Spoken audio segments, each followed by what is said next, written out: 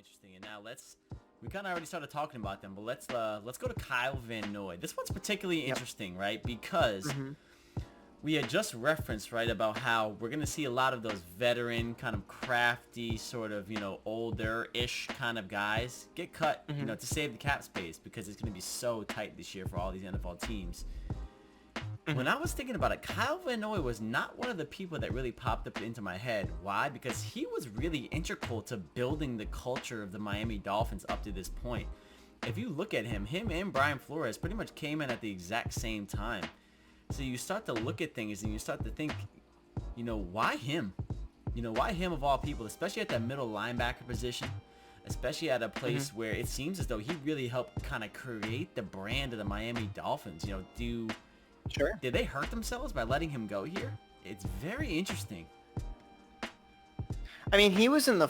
It's strange, right? Because last year he had a great year, right? And Miami was one of those teams where, when you looked at what was strong about them, it was their defense.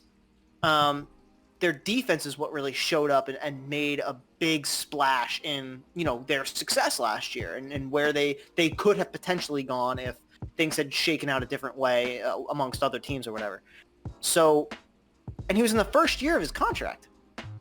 First year of a 4-year deal. Yep. So why sign a guy to a 4-year deal? Granted, you didn't know COVID was going to happen, but maybe pick somebody else.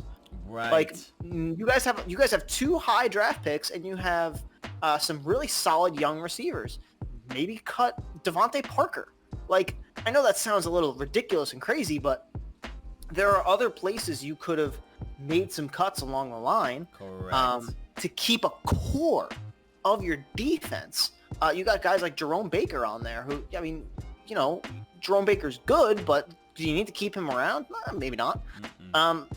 Kyle Van Noy is he's one of those it guys. You know what I mean? Right.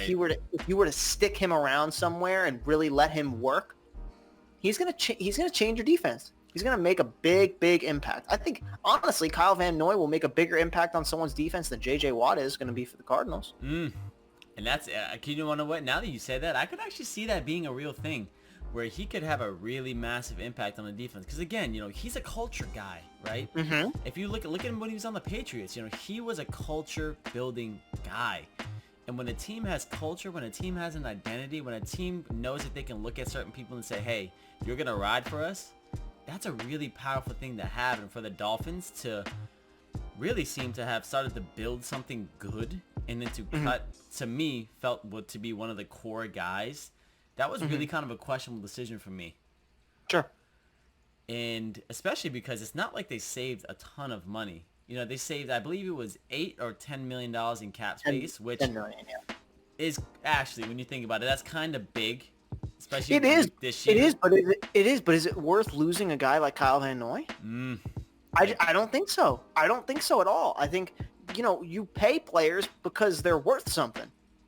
I mean, if you felt, Kyle Van Noy wasn't worth $10 million, then that's on you. I think he is. I think he's worth that $10 million. Who are you going to sign that's going to be worth more than Kyle Van Noy? Now, the only thing I can think is that they're trying to make cap space so they can make a play for Deshaun Watson. And but at the end of the day, why not send Kyle Van Noy in that trade? Right. Use him as an asset. asset. What I mean? Like, he's a really good player. They need someone solid on that defense. Make it happen. Now people got to fight over Kyle Van Noy. And this is what people don't understand about free agency is some people will say, oh, well, they're going to release him anyway. Who would want to trade for him? Why would I give something up to get him? Well, now if he gets released, you got to fight everybody else for him. Correct. So people were saying that about Sam Darnold, where people were like, well, the Jets probably just release Sam Darnold if they don't want to keep him anyway. Yeah, but now you have to fight over every single team that wants Sam Darnold instead of, we'll give you a 3rd round pick so we can secure that. Correct. Or security or whatever it is. Right, the security of it. So why not use Kyle Van Noy as a trade piece?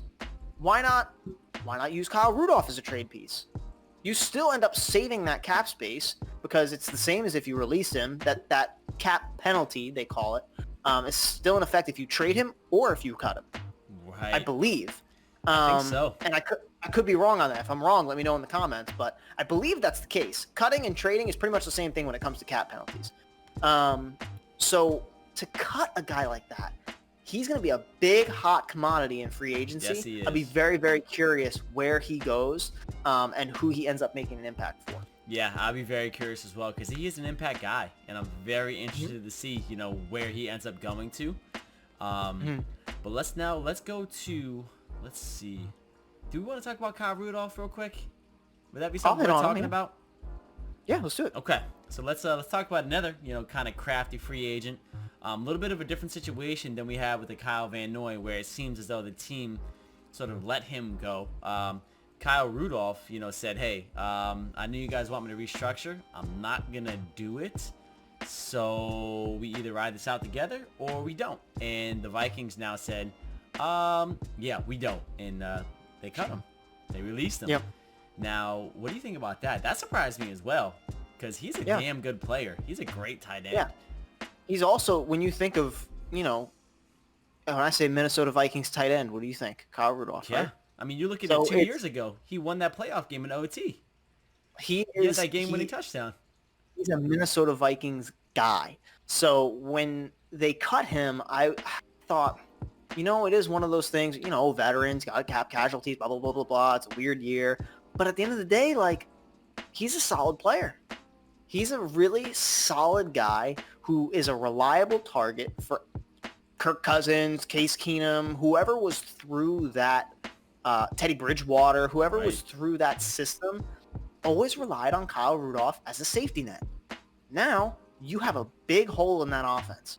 You still got Adam Thielen and Justin Jefferson at receiver, and you still got Dalvin Cook, but now you're missing that solid, reliable tight end piece. Now, they could end up going after a guy like Delany Walker, who just ended up hitting free agency as well, because I believe this past year was the last year of his contract. He decided to forego the season because of COVID and all that kind of stuff. So they could snag a guy like that. But at the end of the day, what's the difference between Delany Walker and Kyle Rudolph? Now, I don't think that's how it worked. I think if you forego the season, it doesn't count as a year on your contract. Okay. So now, I will have to fact check that, but you might be right. I think that's how it went. But something happened along the line. Last year he took off. This year he's a free agent. Don't know why. Don't know what happened. Okay, gotcha. Okay. A guy like him, maybe they just said, forget the last year of the contract. We're just going to move on. And I said, okay, whatever. So they could end up picking up a guy like that. But at the end of the day, Delany Walker, Kyle Rudolph, they're both solid veteran tight ends that why not just keep the guy who knows your system and is able to stick around, Mike Zimmer and all that kind of stuff, than to go get a new guy.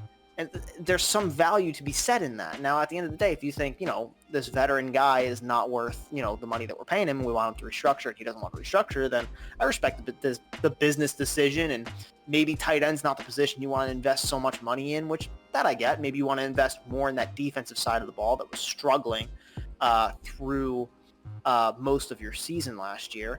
So there's something to be said for that as well, but it's always going to be frustrating when you lose a veteran presence like Kyle Rudolph on that offense, because he is probably the oldest tenured guy on the offensive side of the ball there. And now I think next in line, you probably got Adam Thielen. I think so. It's just kind of tough,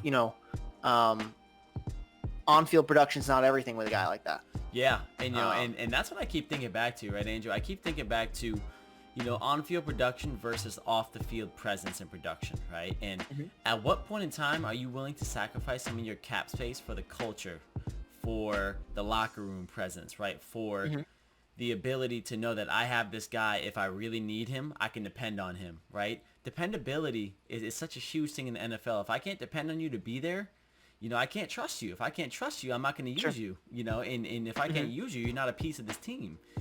And I think what a lot of NFL teams are going to end up going through this year is the fact that they're trying to be slick and they're trying to get cheaper, and they're trying to find a younger, cheaper replacement, which is great, but at what cost? You can't always win with younger, cheaper people. Sometimes cheaper and younger is dumber too.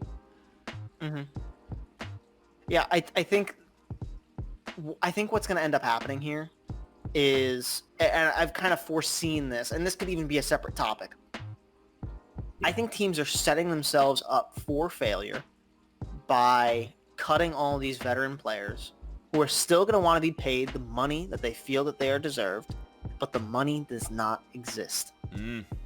So you're going to see a lot of these teams who are going to have probably more cap room than they expect. Because they've made these cuts. They're like, all right, we're ready to sign some guys. We got some cap room, blah, blah, blah, blah. But their cap room is somewhere between too much and not enough. Where, you know, say a guy like Kyle Van Noy is on the market. He wants to make the amount of money that he was getting paid in Miami because he feels like that's what he's worth and he feels like that's what he deserves. But nobody has enough money to pay him that because cap room. So what's he going to do? Is he going to take a pay cut, or is he going to say, "I'll wait till the cap goes up next year and I'll sit out this season because I feel like I'm worth something. I'm not going to put my body at risk for that sort of thing." Kind of like a COVID situation where guys are opting out. They said, "Nah, you know what? I'd rather wait until I can make the money that I'm worth, not risk my body, not risk my health, and all those sorts of things." So I think you're going to see a lot of veteran guys either struggle with the idea of, I deserve more money and I want to get paid more money, so I'm going to wait.